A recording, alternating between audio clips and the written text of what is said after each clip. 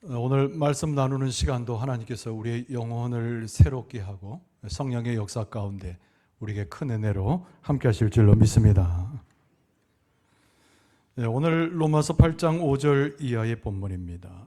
성령을 따라 사는 삶, 이런 제목인데요. 한번 따라서 해봅시다. 성령을 따라 사는 삶. 우리의 길잡이가 되는 것은 세상에 있는 이치나 어떤 철학이나 사상이 아닙니다. 우리가 다 같이 고백하듯이 하나님의 말씀이 기록된 바로 성경이지요. 성경은 만구의 진리일 뿐만 아니라 하나님의 나라의 천국의 귀한 복음을 우리에게 소개해서 우리로 하여금 영적 삶을 살게 합니다. 신약 성경, 구약 성경, 전체 66권의 모든 책이 다 귀하고 너무나 가치가 있고 하나님의 말씀의 의미를 갖습니다. 근데 많은 사람들이 꼽아요. 성경 말씀 중에 최고의 구절은 어딘가? 책으로는 로마서고 구절로는 로마서 8장을 뽑습니다. 성경에서 가장 위대한 장이라고 불려지는 것이 오늘 본문의 말씀이 담겨진 로마서 8장입니다. 우리가 믿음의 삶을 살아갈 때 어떻게 성령을 따라 우리의 삶을 살아갈 수 있는가에 대한 영적인 답변을 제공하고 있는 구절이기 때문에 그렇습니다. 오늘 이 말씀을 대하면서 우리는 한 가지의 질문을 우리의 심령 속에 해보게 됩니다. 내가 그리스도인인데, 내가 그리스도인되어 살아가는 삶의 가장 큰 원동력이 무엇인가라고 하는 질문입니다. 우리는 하루 종일 삶을 살면서 내 힘을 의지할 때가 많이 있습니다. 내가 그리스도인임을 자각하면서도 여전히 우리는 나의 힘과 나의 지혜와 능력으로 내 삶을 이끌어갈 때가 많이 있습니다. 내가 그리스도인이면서도 내 삶의 원동력이 만약에 내가 가지고 있는 것들, 그리고 내가 생각하는 것들, 내가 운영하는 것들에서 그 힘이 제공된다면 하나 우리의 삶 자체는 큰 문제를 안고 있는 삶이라 이렇게 이야기해도 과언이 아닙니다. 오늘의 본문의 말씀 이전인 로마서 7장으로 한번 거슬러 올라가 봅니다. 로마서 7장은 처절한 죄에 대한 사람의 싸움에 대해서 기록한 본문입니다. 그리고 많이 등장하는 낱말이 하나 있는데 그것이 나라고 하는 낱말입니다. 내가 어떤 삶을 사는지, 어떤 모습으로 무엇을 행하는지, 아니면 무엇을 거두는지, 이것에 따라서 우리의 삶이 결정되는 것. 로마서 7장은 우리에게 결론으로 이야기하기를 사람의 노력과 사람의 애씀은 그리스도인의 삶을 완성할 수 없다고 하는 교훈을 줍니다. 그럼 오늘 본문의 말씀이 소속되어 있는 로마서 8장은 어떠합니까? 로마서 8장에는 아주 흥미롭게도 나라고 하는 이 낱말이 희미하게 사라지고 있습니다. 그러면서 계속 반복되는 또 하나의 낱말이 있는데 그것이 바로 영이라고 하는 낱말입니다. 우리가 그리스도인 된 자로서 하나님의 백성 된 자로 이 세상을 살아갈 때 우리에게 가장 중요하고 우리의 삶과 심령에 품어야 할 것은 영이라는 거예요. 바로 하나님 보내신 성령을 말씀합니다. 성령이 우리 가운데 있을 때 우리의 삶은 능력이 생겨납니다.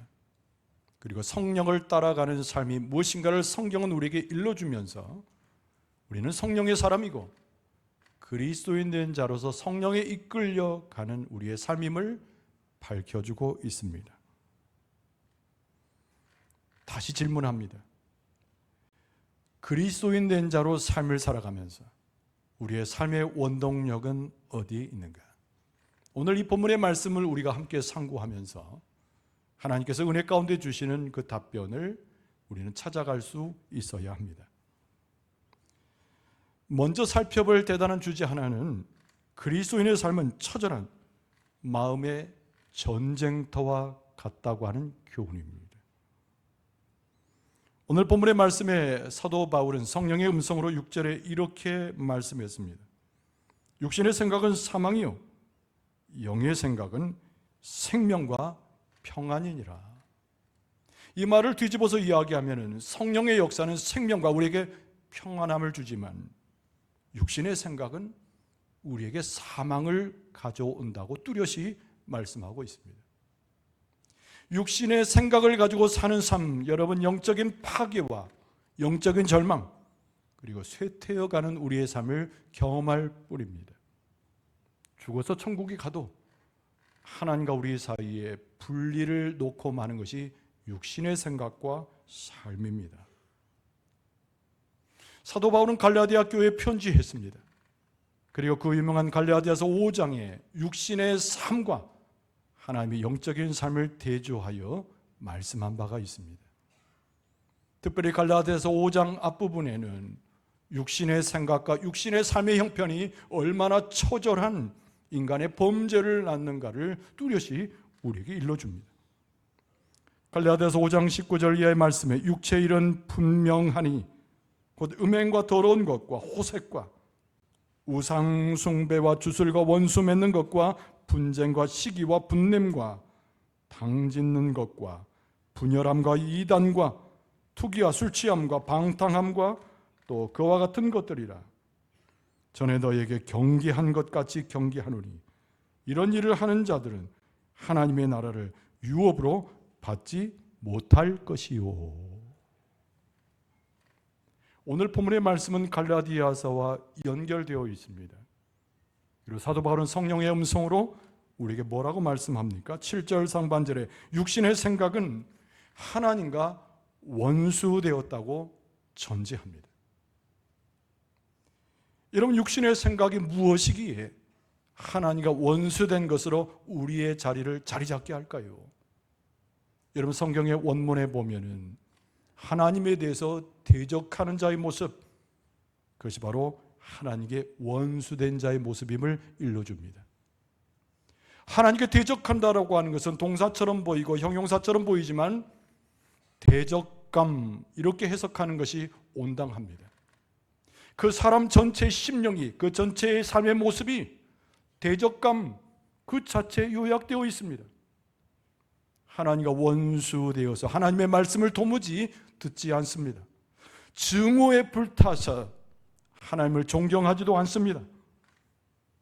하나님과 절대적으로 화해할 수 없는 심령의 상태, 그것이 바로 적대감입니다. 여러분, 사도 바울이 말씀하고 있는 하나님과 원수됨은 무엇을 이야기합니까? 죄된 마음이죠. 죄된 마음이 하나님의 말씀의 법에 순종하지 않습니다. 그리고 그 죄된 마음 그 자체는 하나님의 말씀에 순종할 수 없고 복종할 수 없는 그 자체임을 성경은 우리에게 설명합니다. 오늘 본문의 말씀 7절 하반절을 보세요. 이는 하나님의 법에 굴복하지 아니할 뿐 아니라 할 수도 없음이라, 이렇게 말씀했습니다. 여기에 모인 우리는 예수 그리스도를 통하여 구원함을 얻은 사람들입니다. 성령의 역사 가운데 하나님을 경배하는 사람들입니다.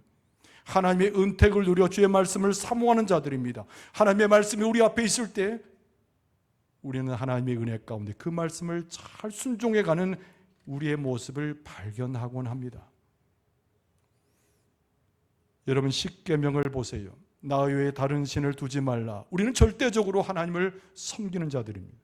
하나님의 이름을 망령되이 일컫지 말라고 했습니다. 우리는 하나님의 이름을 가장 소중히 여겨서 하나님을 찬송하고 경배합니다.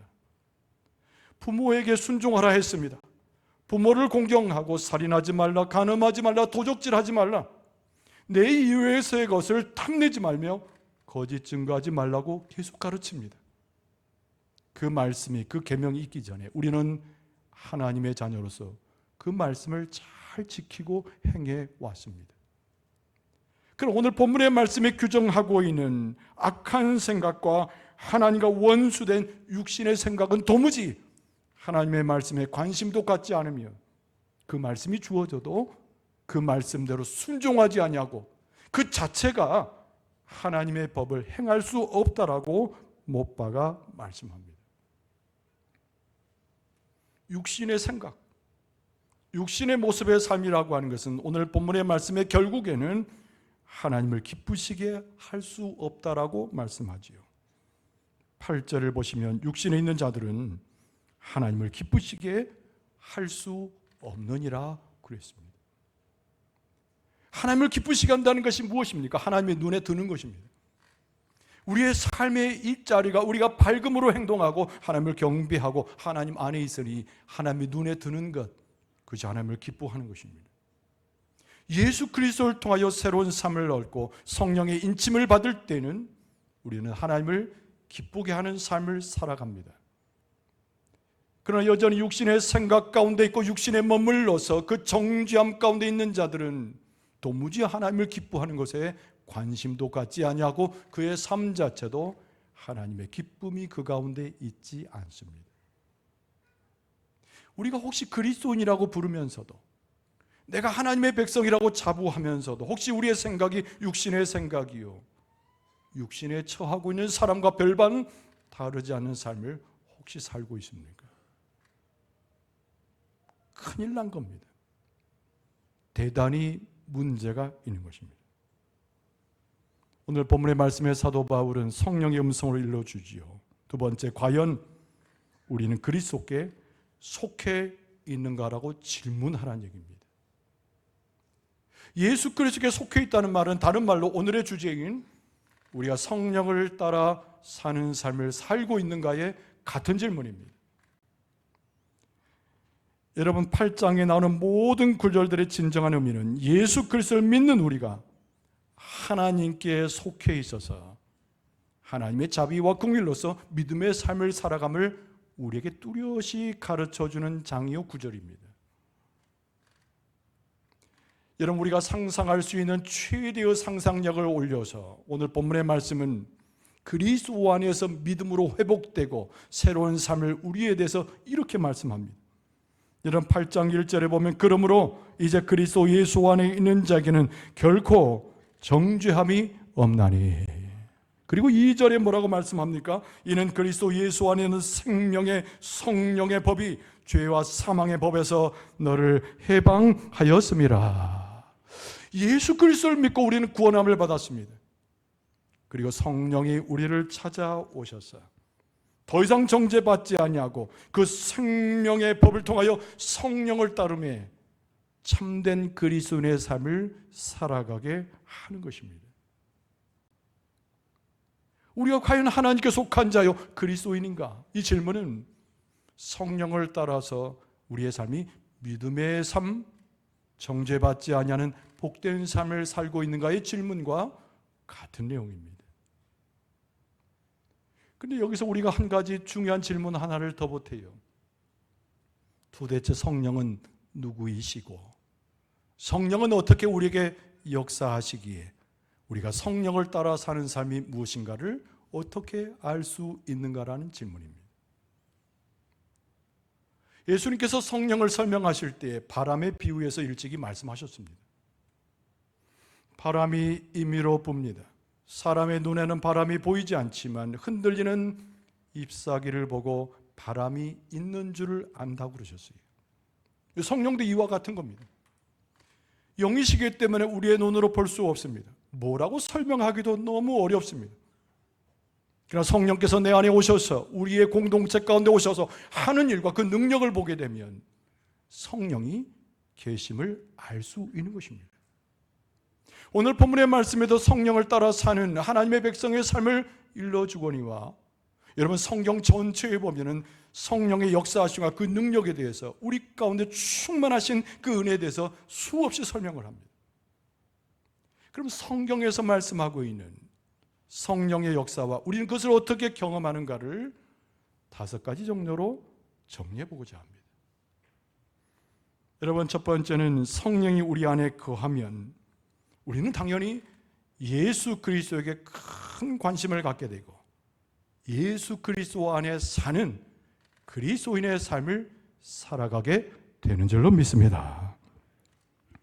에베소 3장 16절 이하에 그의 영광의 풍성함을 따라 그의 성령으로 말미암아 너희 속사람을 능력으로 강건하게 하시오며 믿음으로 말미암아 그리스도께서 너희 마음에 계시게 하시옵고.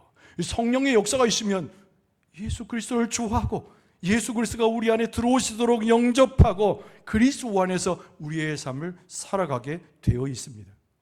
내가 잘나서, 내가 지혜로워서, 판단력이 좋아서 예수 그리스도를 쫓아가는 것이 아니고 성령이 내 안에 계셔서 나를 그리스도에게 인도하고 그리스도가 내 안에 심겨지도록 역사하신다는 것이 성경의 증거입니다. 여러분, 두 번째로 성령이 우리 가운데 함께 계심을 어떻게 합니까?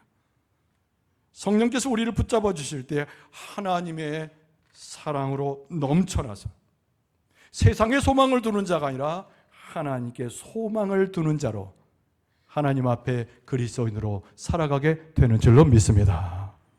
로마서 5장 5절입니다. 소망이 우리를 부끄럽게 하지 아니함은 우리에게 주신 성령으로 말미암아 하나님의 사랑이 우리의 마음에 부은 바 됨이니. 로마서 15장 13절 소망의 하나님이 모든 기쁨과 평강을 믿음 안에서 너에게 충만하게 하사 성령의 능력으로 소망이 넘치게 하시기를 원하노라. 하나님의 기쁨이 우리 가운데 충만하고 하나님의 역사 영원히 열려서 하나님을 보며 하나님이 우리에게 유일한 소망되게 한다는 겁니다. 우리가 뭔가 돌을 닦고 수양을 겪어서 하나님을 보는 것이 아니라 성령이 우리 안에 들어오셔서 역사하시게 되면 우리의 눈이 열려서 하나님을 소망으로 보고 천국의 기쁨을 맛볼 수 있음을 성경은 우리에게 일러주지요. 여러분, 세 번째로 성령이 우리를 붙드시면 하나님께 찬양을 드리게 되고 기쁨을 갖게 되고 감사의 마음 가운데서 영적으로 자라나게 되는 줄로 믿습니다. 에베소 5장 18절 하반절에 보면 오직 성령으로 충만함을 받으라. 시와 찬송과 신령한 노래들로 서로 화답하며 너희의 마음으로 주께 노래하며 찬송하며 범사에 우리 주 예수 그리스도의 이름으로 항상 아버지 하나님께 감사하며 그리스도를 경외함으로 피차 복종하라. 여러분, 우리에게 기쁨이 있는 것은, 감사가 있는 것은, 뛰어 놀며 하나님을 높여드리는 것은 성령이 우리 안에 계시기 때문이에요. 성령 충만을 바라고 말씀합니다. 성령의 충만함은 다른 것이 아니라 하늘에 있는 것들이 내게 채워져서 우리의 삶이 온전히 변화되어 영적인 사람, 그리스도의 사람으로 하나님 안에서 살아가는 것이에요. 하나님께서 우리 가운데 성령 충만을 주실 때 우리 교회가 기쁨으로 뛰놀며 찬송이 울려 퍼지며 기도 가운데 하나님을 높여드리는 은혜가 충만하게 될 줄로 믿습니다. 네 번째는 뭐냐면 성령이 우리 안에 있으면 아무리 연약하고 미련한 자들에도 기도하시는 성령의 인도하심을 경험하게 됩니다. 여러분, 로마서 8장 26절에 이와 같이 성령도 우리의 연약함을 도우시나니 우리는 마땅히 기도할 바를 알지 못하나 오직 성령이 말할 수 없는 탄식으로 우리를 위하여 친히 간구하시느니라. 걱정하지 마십시오. 염려하지 마십시오. 내가 기도하지 못함으로, 내 입술이 아둔하여 하나님 앞에 드리지 못함으로 아침 저녁으로 눈물 흘릴 이유가 없습니다.